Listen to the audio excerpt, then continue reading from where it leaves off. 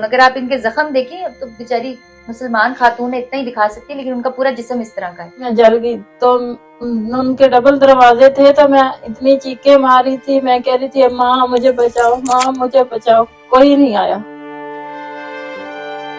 तो ये मेरे जो कंधे है, ये मेरा बाजू अभी काम नहीं करता, मेरी सर्जरी खराब हो गई थी, तो उन्होंने कहा जितनी कितनी खुराक खाओ, तो मेरे पास खुराक के लिए पैसे नहीं थे। अभी रहती कहाँ पर हो? किराया कौन दे रहा है? किराया मेरे पास नहीं है, अब मेरे 2 माह हो गया है, तो किराया मेरा नहीं है। 9,000 मेरे मकान का किराया है, 3,000 बच्चों की फीस है, खाने पीने के लिए बच्चियों ने रोजा रखा हुआ है, तो उनके पास कुछ ही नहीं है आज तो। बिल्कुल आपके घर में बहुत उम्मीद लेके आई हूँ, तो मेरा इलाज भी करवा दे, बहुत मेहरबानी होगी। ये मेरा पट्टा वगैरह ये काम नहीं करता, ये मेरी टांग भी अब नहीं काम करती,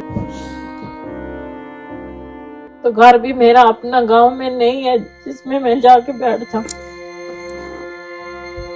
ये बहन ट्रायल देने के लिए गई, इन्होंने वो चूल्हा जलाया जो गैस का सिलेंडर था, और वो सिलेंडर फट गया, और ये अपनी जान की बाजी हारने वाली थी।